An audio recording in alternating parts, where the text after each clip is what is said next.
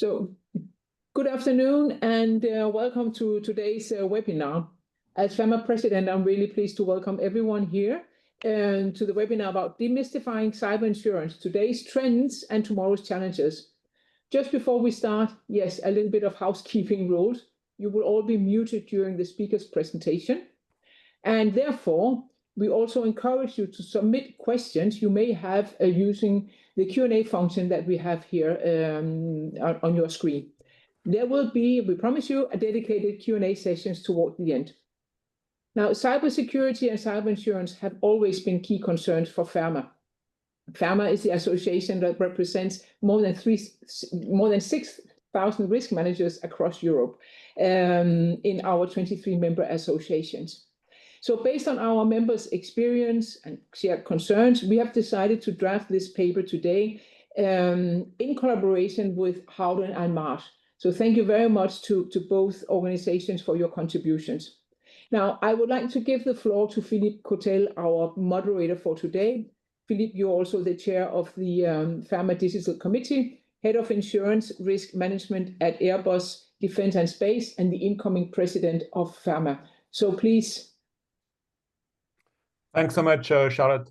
The topic today for me is key because in our current world, cyber resilience is absolutely fundamental for our organizations. We have, as risk managers, identified cyber attack as one of the most critical risk threatening our activity since 2020. It's also something that you can show through the survey that we have issued in 24. However, I've been working on that topic for quite a while, and frankly speaking, this report is a bit of an answer to a surprise to me.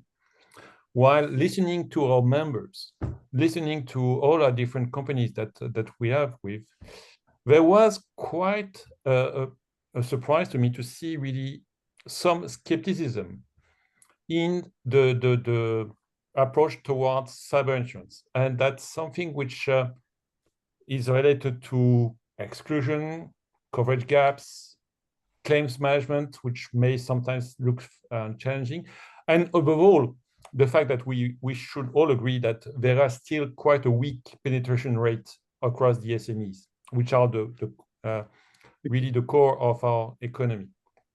So we really wanted, through this report, to tackle that topic and to be able to show whether this skepticism does not really reflect the state of cyber insurance market and the trends that are shaping it.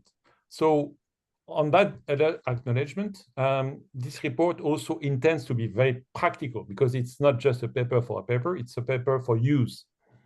And we are, in this report, I've gathered a number of recommendations for risk managers, insurers, and brokers in order to address the challenges and to clarify potential misunderstanding. Now, having said that, so I'm very, very happy to introduce to you our fantastic group of speakers, starting from the left to the right. Christopher Hall. Christopher, can you introduce yourself?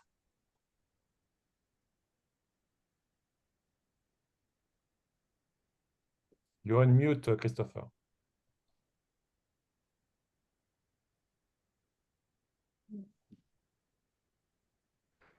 So, hello.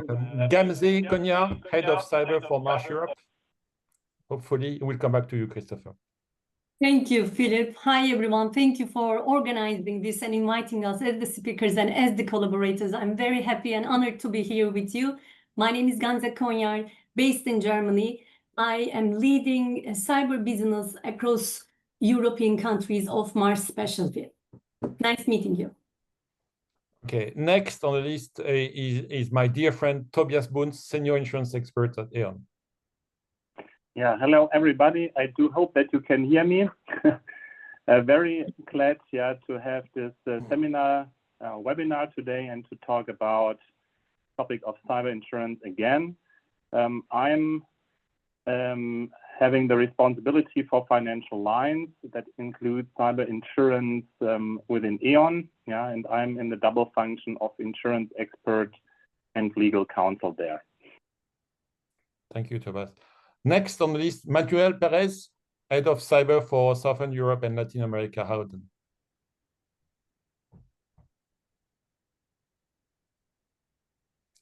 Maybe I can speak for Manu now. I'll speak for Manuel. Manuel has been with Howden for many years. He unilaterally built the Howden Iberia cyber practice from virtually nothing to this. Manu was born into the industry. While he's fixing the link to this webinar, Manu is also head of cyber for Southern Europe and LATAM at Howden, being very, very heavily involved in our initiatives for the SME and mid-market space. So that's Thanks so much, Christopher. And now, Christopher, can you introduce yourself? I can do that too. Thank you. So my name is Christopher Allén. I'm the head of cyber for Northern Europe. I've been in cyber insurance for 15 years on the broking and the underwriting side. So this is very much a topic very dear to my heart. I'm doubling hat now. I'm also deputy CEO of Howden Sweden, but working very closely with Manu and the rest of the Howden cyber team on these topics. Okay, so without further ado, I mean, like Christopher, could you keep the line and introduce to us the state of play and the dynamic of the cyber insurance market? Yes, I will. I think when we look at this, when we talk about cyber insurance, and I think maybe if you can jump already to the next slide, it would be good.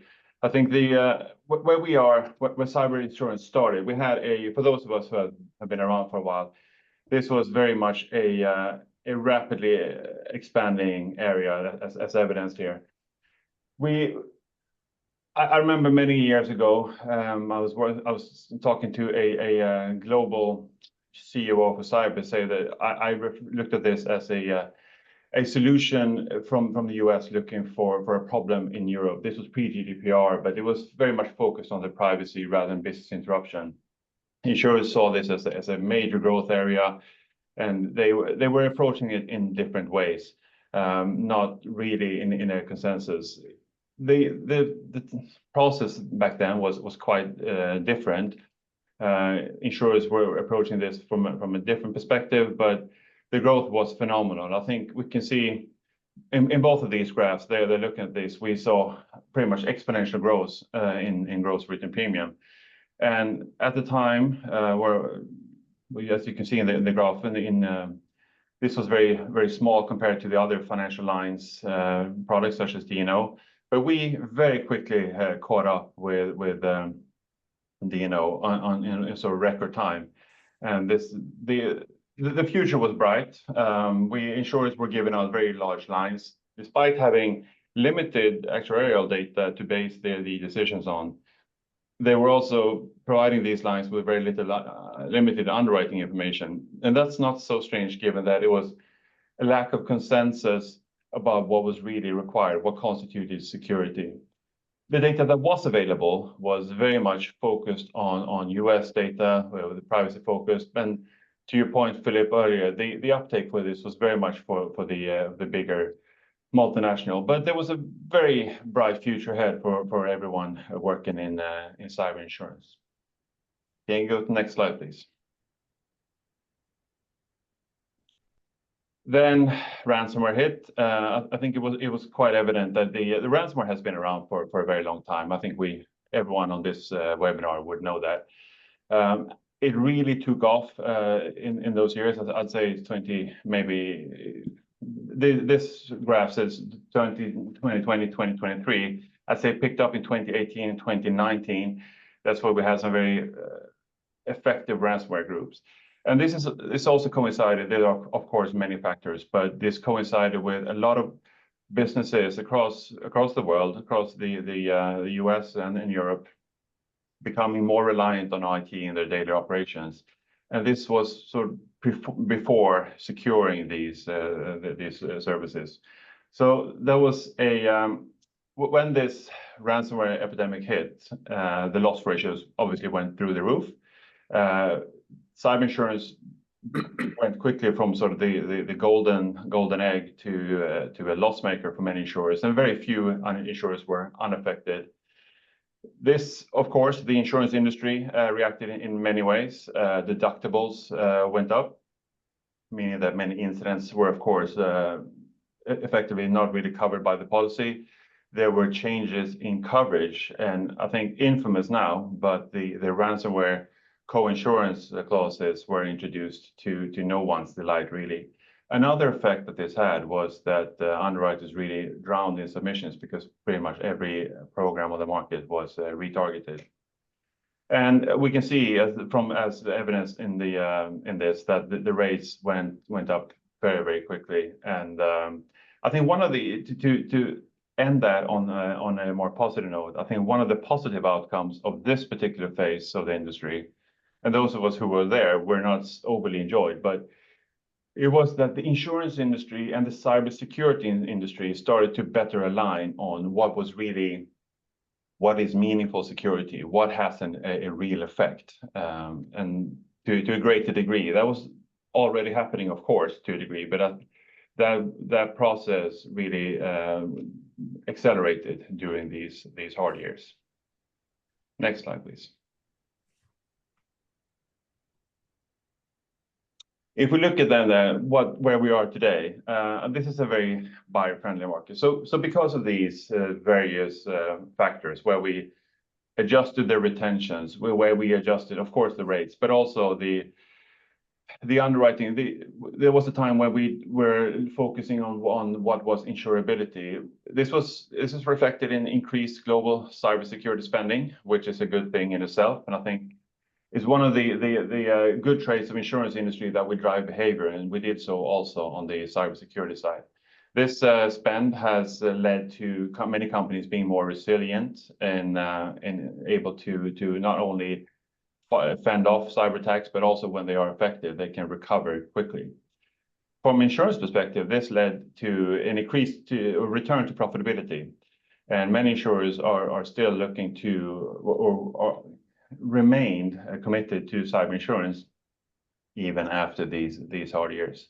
And this is still true today. So there are still many insurers who are wanting to grow on cyber insurance. When I say many, I mean all, but there could be the odd case. So this is really this benefits clients. With the return of profitability came the return of competition.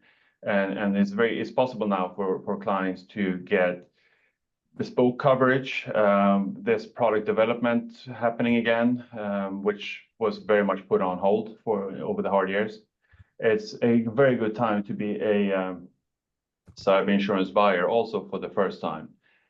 Another aspect of this market is that we, again, as an industry, are looking to cater to the SME and the mid-market segments in a greater extent than we did in the beginning. Next, please.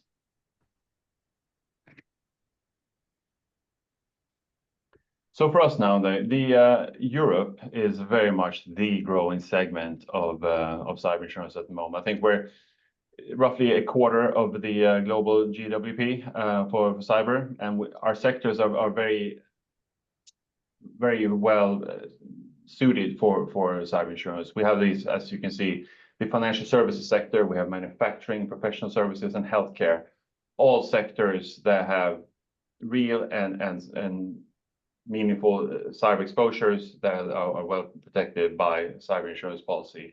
And that growth is expected to continue. So we're expecting that 25% of all growth through 2030 will happen in Europe. And because of this is a very, very good time to be a buyer for policyholder and in cyber insurance. And we're very happy because that was not always the case.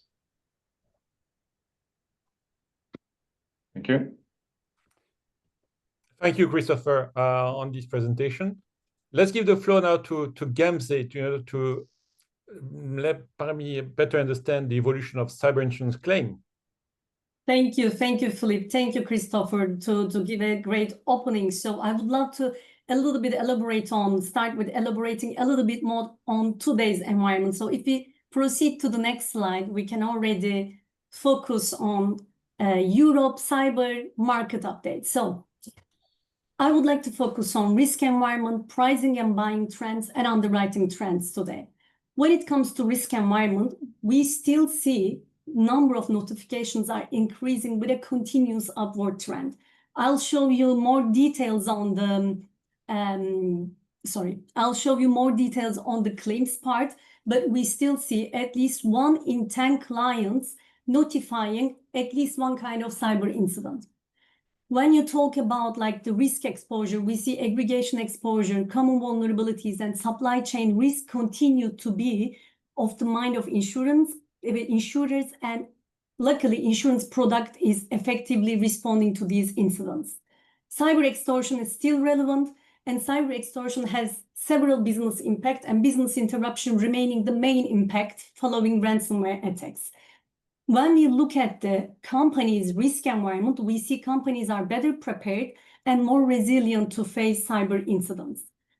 We have seen recent high-profile incidents, including European airports very recently, retail and automotive industry take a lot of attention, like, for example, Scattered Spider. And also we see a lot of increased attention from the clients' testaments about what went well, what didn't go well. Some of these clients were having like full limits, some of them didn't have any cyber insurance, some were complaining about having less coverage or less coverage than needed. So it also showed us understanding, measuring, and managing the risks are more important than ever. So right quantification, right understanding, right managing, and in the end, responding to the events in the best way possible is very important. On the other hand, we see like European digital agenda is still very busy, new regulations coming into effect. NIS2 and DORA is already active. For NIS2, we're waiting for some more countries to do the transposition, and EU AI Act legislation progress with formal effect date 2026. When you look at the pricing and buying trends, we talk a lot about like the insurance cycle, right? Like many of the insurance products have some kind of cycles, like increasing rates, decreasing rates. This is standard insurance, and cyber is no exception. What we had seen with cyber was more severe, a very severe increase in prices. And now for the last like 8 quarters, we see decreasing in the rates. So what was the reason? When we talk about this following the previous hard market, there were some kind of advancements in aggregation modeling. Data quality had improved, cybersecurity measurements have improved, and these all provided greater confidence in deploying capital through insurance. So reinsurance market provided more capital through insurance market. Overall, we had seen like 10 to 15% decrease on average, but in some cases we had seen more than 30% decreases on the rates. It is not only on the risk management side, also in the middle market, we see a very competitive market. One of the main reasons is we have a lot of new entrants coming into the European market on top of the already very crowded European market. And also we all have access to UK market as well. So now the market is very competitive. New entrants are providing higher capacity on primary and very competitive prices on excess. So this is also affecting, including SMEs as well. When you look at the capacity per layers, it keeps increasing. One of the reasons is also number of insurer consortium offering large primaries quota shares, and also single leads are offering higher primary leads as well. As a consequence of all these soft market environment, we see retention levels have dropped as well. And many clients started buying, increasing their limits. So what we see, even like throughout the policy period, some of the clients are coming back, quantifying their risks, increasing their limits just to be better prepared for the upcoming trends as well. So in Q2 2025, we continue seeing the decline in the rates. So when you look at the underwriting perspective, carriers are definitely more flexible. The underwriting process has become less complex with less questions raised by the insurers. So proposal forms become more and more standard, and a good proposal form followed by a nice underwriting meeting is more than sufficient to have access to a broader capacity. Coverage restrictions, as Christopher said, has already been lifted because of the risk quality improvements, and also co-insurance on ransomware systemic risk has ended. Back to broad wordings, very good information. I enjoy the soft market mostly like the most because of the back to broad wordings. So we see a lot of innovation from the insurers, from the brokers, and from the clients. The wordings started becoming more fit for purpose. Reinstatements, non-IT contingent business interruptions, additional industry-specific extensions and solutions, long-term agreements are back on the table. So if we continue to the next slide, there is just like two schedule that you're going to see these tables. The first one shows how severe the rate increase was during the hard market, and then the following the last 8 quarters, you see the decreased rates. And on the right side, you see the average limits movement total. So the percentage of change year after year, we started seeing more and more increased limits in the last, like since 2023, so beginning of the soft market. So if we continue to the next slide, we keep saying that implementation rates of security controls keep improving. So that is March data. From March data, we see this, we took like 10 to 12 security controls, key security controls, and took the average of the implementation rate for risk management and for the SME segment. So you see like this is increasing. You don't see the comparison, but years ago in 2018, these numbers were around 60%, and now we see around above 80%. When you deep dive for specific controls, we see the gap is increasing, specifically for instant response testing and planning for SMEs are lacking significantly lower than the risk management clients. And when you look at the market share, we still see large organizations account for about 50% of European cyber insurance premiums.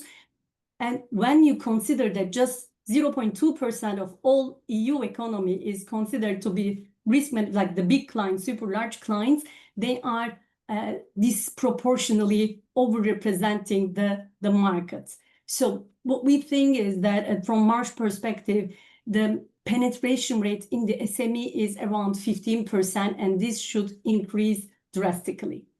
Going to the next slide. Now we can talk a little bit about evolution of cyber claims. So here you can see that this is focusing on the 2024 data. What we see is cyber claims notification in Europe is increasing, and percentage of non-malicious events also started increasing. Overall, when you look at the past, we had seen 61% increase in notifications. And again, 1 out of 10 clients reported a potential claim. When we looked at these incidents, we saw that digital supply chain events increasingly contributed to the growing claims notifications. So the 2024 numbers include 19 July global IT coverage or outage related to CrowdStrike. So you see the impact of CrowdStrike also on the increased notifications. When we look at it, like we believe that one of the reasons that the notifications are increasing is the insurance awareness, the wording awareness, claims and instant management awareness is also increasing. And on the bottom, you will see the difference between malicious and non-malicious incidents. What is interesting for us to see also the increase in non-malicious attack on top of the malicious attacks. So our organization's dependency on technology is increasing, so does the vulnerability to both attacks and system failures increase as well.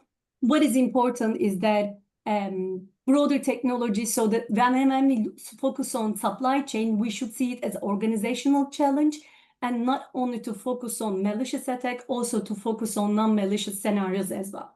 So going to the next slide, you will see an industry perspective here. So in 2024, professional services clients made the highest number of claims notification to March, followed by CMT, media and technology, manufacturing, and financial institutions. When we compare the distribution year over year, we see that both professional service and manufacturing sectors experience a significant surge in notifications, nearly doubled from 2023. Notably, like chemical industry has also increased the notifications, but when you look at the FIs, we see that FI's percentage is like decreasing. There are many reasons because of like the other industries that are also picking up more insurance now, but also dollar regulations increase greater resilience in financial institutions. So when we switch to the next slide.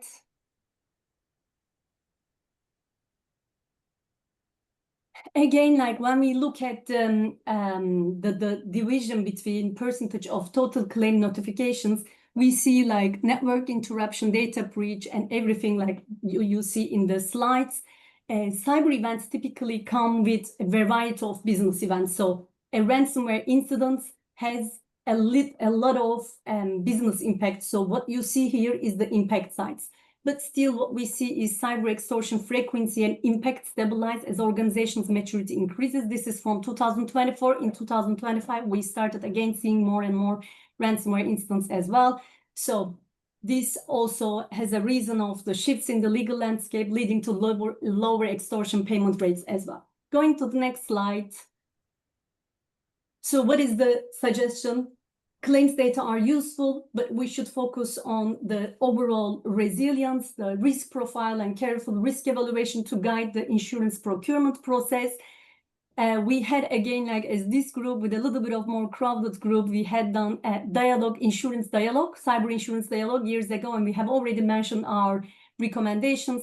What is very important? Preparation before the incident, containing the incident, notifying relevant parties, activate the incident response plan as early as possible, mitigate the damage, so implement mitigation measures to limit the damage, report the incidents, and restore normal operations. So preparation, managing, and responding is as important as for the continuity and for the resilience. Thank you. Thanks so much, Gamze. But if I understand well what Christopher and you, Gamze, have explained to us, well, everything works fine. I mean, it's a walk in the park, and everybody should be happy. So why bothering all of us in this sunny day today to do a report and a webinar? Tobias, can you help us to maybe highlight maybe a different kind of perception from some risk managers? You are on mute, Tobias. So can you hear me now? Yes. Okay, thank you. Yeah, thanks for the kind introduction, Philip, and also thank you for the very interesting and fruitful insights from the broadcast end. Maybe you can already start with the next slide. Yeah, let me just start right away. From a risk manager's perspective, cyber insurance is a strategic tool, but it's not a solution for everything, I would say. It can transfer financial risks and provide valuable support in a crisis, but it never replaces the own cybersecurity, their processes, or teamwork in the company. Next slide, please. So I now lost the view.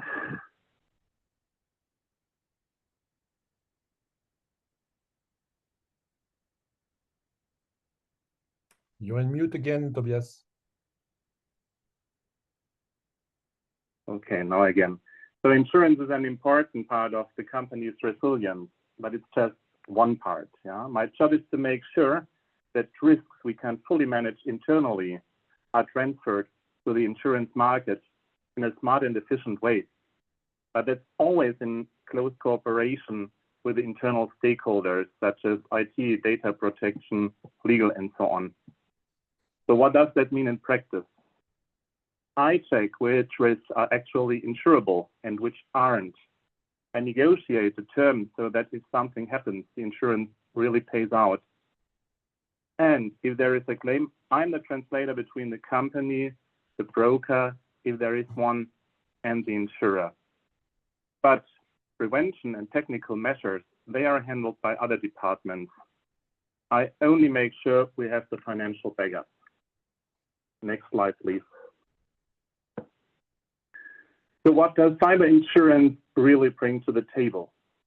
First, it protects us from those really big, potentially existential losses, the kind that could shake the whole company. It gives us access to the expert networks like IT forensics or crisis communication, and it helps with legal notification requirements, for example, by covering the cost of informing customers or authorities. And lastly, it sends a positive signal to investors, banks, and customers. So in the way we are prepared. Next slide. But there are clear limits. Many risks like war, social engineering, or fines, that are excluded or only partially covered. The contracts are still complex and settling claims can take time. One big issue is also the volatility. Premiums and conditions can change a lot depending on what's happening in the market. And in the so-called hard market phases, capacity can get tight, prices go up, and conditions get stricter. Next slide. Let's have a short glance now on the regulatory slide. Across Europe and Germany, the requirements for cyber and data protections are getting stricter. So the companies have to meet more reporting obligations, tighter deadlines, and more documentation. I would assume that you know them, but I would like to emphasize that the most important European rules are now the following, in my opinion. It's the GDPR, NIS2, DORA, but also the Cyber Resilience Act. What does this mean for the insurance function? Our insurance terms, they should need to match the legal requirements, like the notification deadlines and exclusions. We are the to-go people when it comes to covering the costs of notification or fines, and we work closely with the departments actually being responsible for carrying out these reporting duties. Next slide, please. What's new? So more companies are covered by the new rules, as I mentioned, like NIS2, but also the GDPR. The reporting deadlines are shorter and penalties for violations are higher. And there are new duties for product security and for working with suppliers, of course. Lastly, it's also the personal liability for the management that is more in focus. So what should we do in this area of conflict? I think it's key to set up clear processes and responsibilities for cyber and data protection, and to regularly test and practice emergency plans and reporting paths. Reviewing and updating contracts with service providers and insurers is also very important.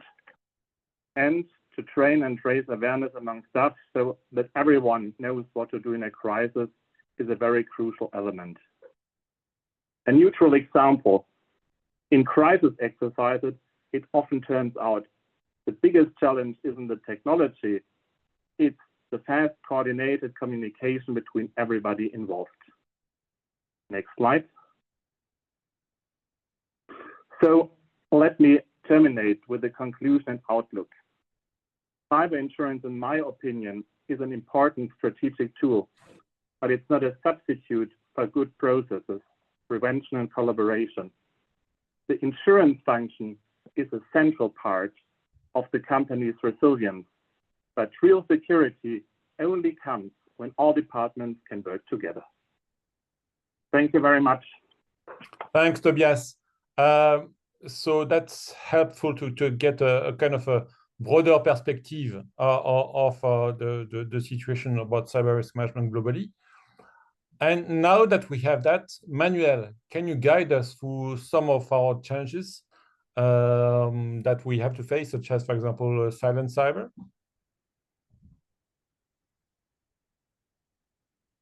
Manuel, the floor is yours. But you're in mute.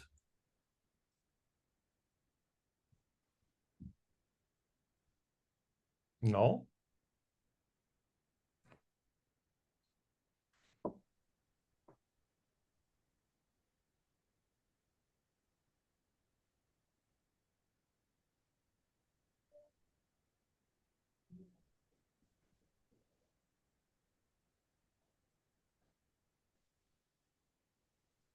Yes, Manuel, you may suffer a cyber attack.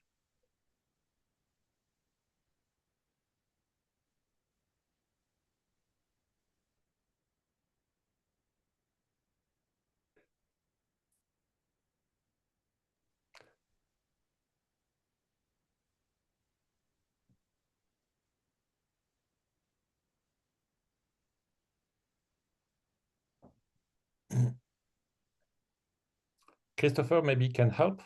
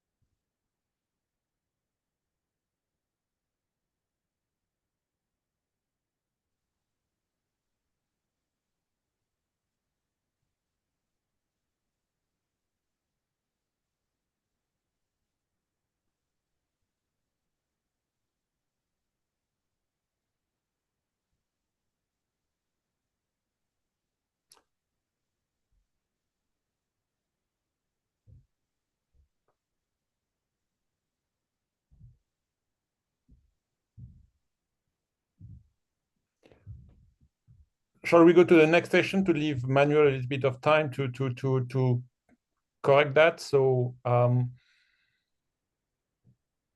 we'll come back to this section afterwards. Gamze,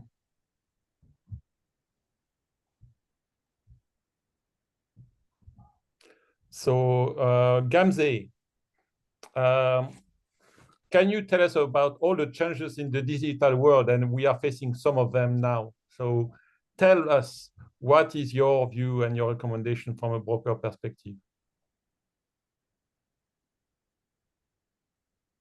So, Philip, it will be a little bit of gap in between, but I'm sure Manuel will fill it. So when we talk about, we talked about a lot like what cyber insurance is here, right? And like we hear a lot of things about how good the market is. Manuel will tackle the silent cyber. I have already seen a couple of questions around the exclusions, so we will also have the time to tackle the exclusions parts. But when you step back and when you think about what we can do, so the first things first, if we want to foster the growth of the cyber insurance adoption and strengthen the overall resilience, we need to have coordinated efforts. And this is required across all stakeholders in the value chain. Even though you see here, I started with like insurers, brokers, agents, clients, policyholders. I want to start with brokers because it is what I do. And I want to start with what we should do maybe better as a collectively. I wrote here like innovate, educate, and train. But when you look at this part, the most important thing is training.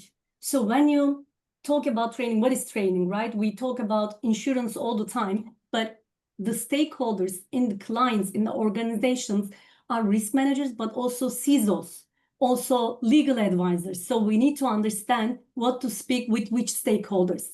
We need to understand and train our brokers to understand the cyber risk, talk about cyber challenges, threat environment. If there's a claim happening, they need to understand where the claim is originated from. That would only bring an educated conversation. And also clients industry. Industry is very important. So what are the challenges of that specific client's industry? Who are they more dependent to?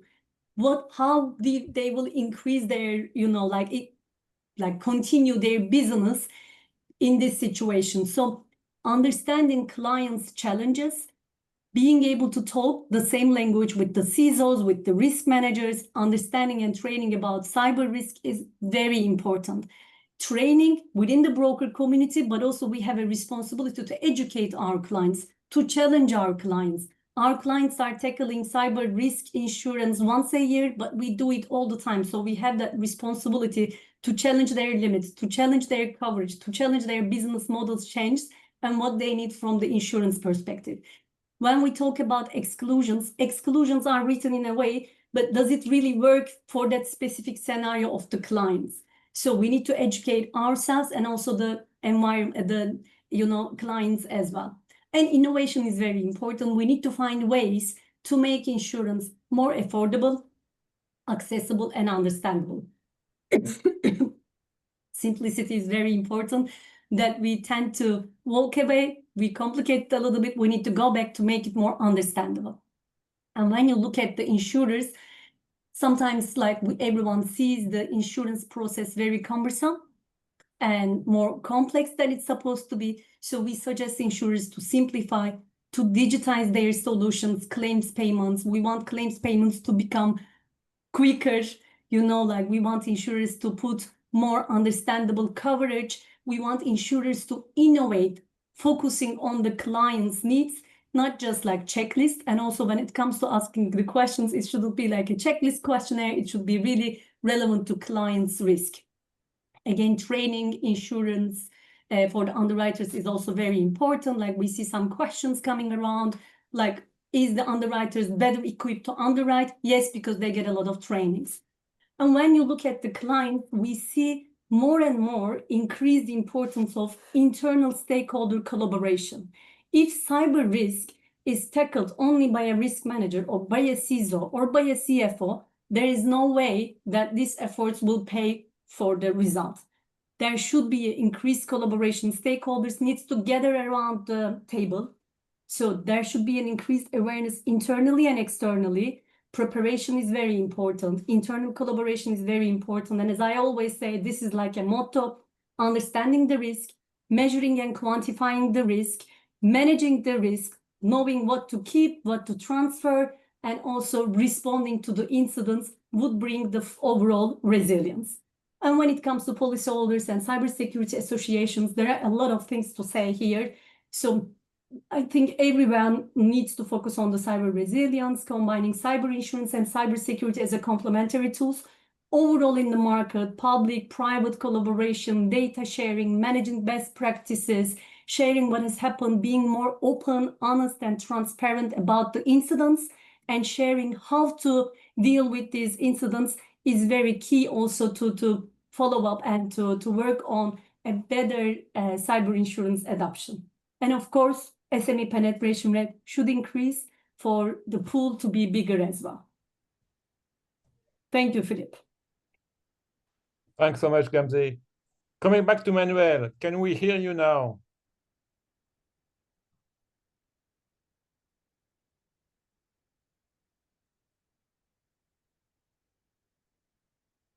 Can you hear me now? Yes. Thanks, God. Sorry, I tried like all the different options I had on the phone and on the laptop. Sorry about it. I think I had some duplicated ID. Manuel, there are many changes in the digital world, and you just explored some of them. Can you continue on that, please? Okay, so thank you very much to all of you for your patience. My name is Manuel Perez. I'm the head of Cyber in Southern Europe Latam for Howden, and this section we're going to review the current challenges in cyber insurance, starting with the overview and how can cyber events can affect can have different financial impacts. The message for today is like we cannot deal with cyber risk only with cyber insurance, because the cyber risk is so broad, is a comprehensive risk around the world. So we can see that the coverage sometimes may fall under multiple policies. In this slide, we have presented some examples of it, like property and casualty with this bodily injury or physical damage, then D&O claims that we have seen recently against leadership after some events because they didn't perhaps make the right decision in terms of cybersecurity. Same happened with it comes to crime. We all know about the social engineering, fraud, and fund transfers that is related to cyber or crime, so we need to review them alongside together. And then our cyber insurance covering first party, third party, and the breach response cost. The message today is like policies can be complementary, but at the same time, we can have some gaps and overlaps. So our recommendation is for risk manager to analyze cyber risk as a whole, thanks to this matrix you can use that we have worked to put together when we can differentiate cyber event into malicious attacks, but also accidental events and E&O, affecting technology, infrastructure, and also all the system, all the network system in the company. We can impact the company in confidentiality, integrity, and availability issues, and most importantly, leading to financial impacts as the one that we are describing. In this matrix, you will find some of the most common examples that we can see after a cyber incident as a consequence. The first section, loss of income, third-party costs, and third-party liability will go for cyber insurance of E&O, but at the same time, we have the transfer fraud, bodily injury, property damage, and claims against D&O that we need to review alongside the cyber policy with other lines of insurance. This is going to be also highlighted in the next slide. That is the silent cyber. Thank you. And how insurer clarifies cyber cover after NotPetya. We know about NotPetya, this attack that affected thousands of companies at the same time on a global basis, and this is a good example of what is happening in the cyber world with regards to other impacts apart from the classical that are being covered by cyber insurance. Since 2020, Lloyd's, as you know, mandate explicit inclusion or exclusion, and today in this slide, we have included some of the most popular developments in euros when it comes to property and casualty. Same happening in energy and marine. We have the cyber exclusions with some carebacks available. And in terms of aviation, just as an example in this slide, with more information in the full report, we have the clause that is widely adopted is the AVN 139. Our recommendation again to all risk managers is to align and to review the full cover of all the policies related to avoid overlaps and gaps. Next slide, please. And there is no presentation nowadays without mentioning AI, so this is why we also have it here, not because it's trend, but because also because FERMA has something very important to say regarding this new technology. When it comes to evolution, we always say that the threat is going 10 times faster than the solution. So in this case, we have cybersecurity measures that are being improved by AI, and we know that these MDR, XDR, EDRs improved by AI features, but at the same time, we also know that attackers are using AI. So our issue is like our security vectors are protecting us from the risk frequency, but at the same time, attackers are using AI, and this is driving the severity of the incidents to go higher. So our recommendations is that cyber incident may remain unchanged, no matter if the attack is AI or not AI related. So at the end of the day, what we are saying here in this report is that AI can change the way that the attack is performing the attack, but it's not changing the trigger of the cyber policy. So that's why our recommendation will be to leave the cyber incident definition unchanged. And next slide. When it comes to conclusion and recommendations, finally, our recommendation is to review all policies with this matrix that we have put together to eliminate all gaps and overlaps and work closely with brokers or insurers just to have these open discussions about what policies do I have, what are they covering, how can we improve and make my cover more efficient, and then take care also take advantage of the soft market we are living now, and my colleagues presented before, to update the impact modeling and adjust limits, and finally, the AI-related claims, following our recommendation that the cyber incident definition might stay the same. Thank you very much for your attention, and sorry for the legal issue with the sound. Manuel. Thanks so much. From a risk manager perspective, Tobias, what are your recommendations? Yeah, first of all, I would say the insurance function can make a real difference to a company's cyber resilience. So that's by actively managing policies, building strong internal networks, but also keeping a close eye on the market. Next slide, please. But what does that mean in practice? I recommend to regularly check, does the insurance coverage still fit to the current risks and legal requirements, of course. That would also comprise to pay special attention to exclusions, sublimits, and notification deadlines, because in a real incident, these details decide whether you're paid or not. We should also always remember premiums and conditions can change quickly depending on the market. And I think as a result, we shouldn't forget alternatives such as deductibles or also building up own reserves, for example, also with a captive solution. Next slide.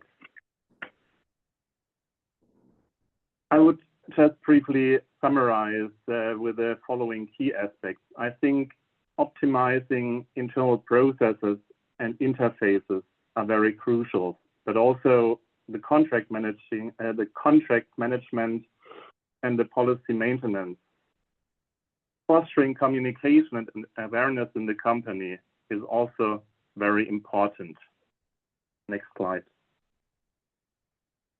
With regard to external partner and service provider management, I think it's very important to mention that one should always clearly anchor security and notification requirements in the service provider contract. Using insurers and brokers as sparring partners, to discuss new risk and solution is a real benefit. And also working with procurement and IT to keep the supply chain in view makes perfect sense in my opinion. Systemically recording and analyzing cyber claims and near misses as part of the monitoring and reporting within the company may help as well as creating regular reports on the insurance status, coverage gaps, and market trends. And feeding those insights in the strategic planning and policy development is very important as well. Let me now, next slide please, briefly talk about one interesting scenario. And I think that's a scenario we should also take into consideration, the informed not to buy cyber insurance decision. So what happens in this case? I think first of all, we would have to consider that we have no external financial protection for major losses. We wouldn't get support from the insurer for crisis management or regulatory notifications. So that means we would have to handle prevention, emergency management, and liquidity planning entirely on our own. So what is important in this respect? I think it's even more important to make the prevention measures and internal processes especially robust, intensifying emergency plans and crisis exercises, but also to check the liquidity reserves and alternative financing options, and actively manage and explaining the communication with stakeholders. So having said this, I think it's now the right point to end with the conclusion and outlook. Next slide, please. The insurance function is a real driver for cyber resilience. I think through active policy management, internal networking, but also continuous adaptation to new risks and regulatory requirements. And if you choose not to buy cyber insurance, you need especially strong internal structures and clear communication. So my appeal in this respect is stay alert, be proactive, and bring your expertise as an insurance manager into the company. Thank you. Thanks, Tobias. And I'm thinking of time. So really, I really encourage all the different participants to read our report, because it's thanks to the the support from all our partners. It's a really insightful report with a lot of data, which will help you to better understand our global environment. If we go quickly to the conditions, we have questions. We have four minutes left. There is one burning question which comes to me, which is the fact that we have seen very recently that's some cases of some large companies which have not purchased limits to cover the full cost of their cyber attack, or even maybe had no cover at all. So can you explain, do you have any kind of rational Gamze manual to explain that? I can pick it up if you want. I can start already. So yes, we have seen these kind of incidents, like starting with one case where like the CISO was like talking about Luckily, we had doubled our cyber limits this year because like still the loss was like full limit. There are several reasons, but we keep repeating the same thing. Quantification is very important. So there are a lot of quantification methods, tools, and like available services in the market to quantify the cyber risk. What is very important when quantifying the cyber risk? Models are models. 99% of the models are dependent on the data, right? What the companies need to do, focus on the specific scenarios, and based on these specific scenarios, challenge these scenarios, working on the project groups, and really quantifying these specific scenarios to see the maximum amount of loss resulting from ransomware, business interruption, privacy incidents, and like these kind of different scenarios. So this would give the overall picture. But what is more important is that there is available limit in the market actually. So for many of these clients, there is sufficient limit in the market, but it costs. So in this case, total cost of risk, economic cost of risk transfer becomes very important. So cyber insurance has proven to be one of the most, I would say, profitable investment when it comes to cybersecurity. So there is no tool that you can invest certain amount of money that would give you millions of coverage back. So the return of investment is very high, but what is important is that going through these scenarios, quantifying it, and running the scenario of the cost of economic risk, the cost of risk, and the total cost of economic risk. Does it make sense? Yeah. So you mean it's not just the fault of the risk managers on those companies. It's a combined effort, we should do it together. Manuel, question for you, because of course we talk about large companies here, but what about the SMEs?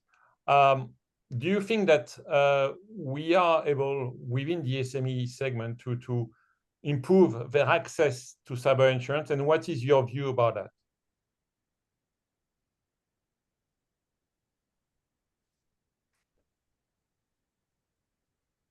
No. Can you hear me now? Yes. Okay, perfect. Sorry. When it comes to SMEs, there are three things that we need to consider. The first one is that they had the investment muscle to go to cybersecurity and maybe like have the cybersecurity that we can find in a large company. So they are like very vulnerable when it comes to cyber attack. Second, what we always say to our clients in terms of SMEs is like a high percentage of the attacks that are not targeted. So maybe they can suffer a cyber attack no matter the size, and they are actually very vulnerable.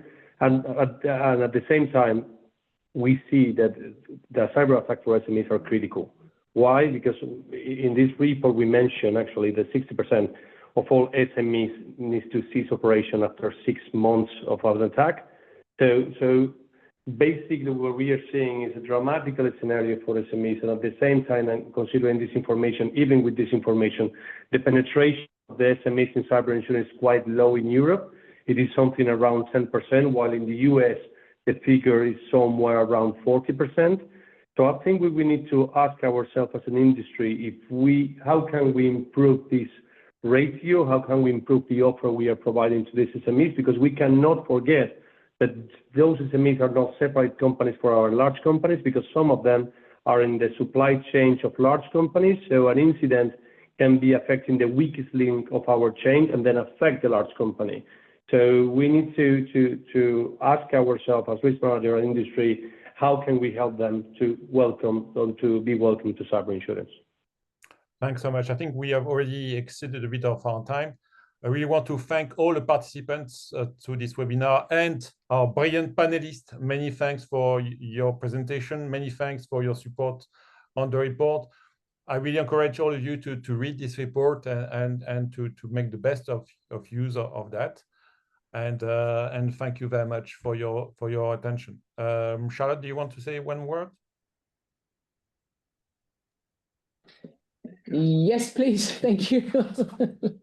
Also to remind that the slides will be made available, and you can also have the recording. It will come on our YouTube channel, also for those who have signed up for the event and could not participate. So again, also from my side, thank you very much for your participation, and as one thank you also to our speakers and the authors of the report. Thank you. Thank you.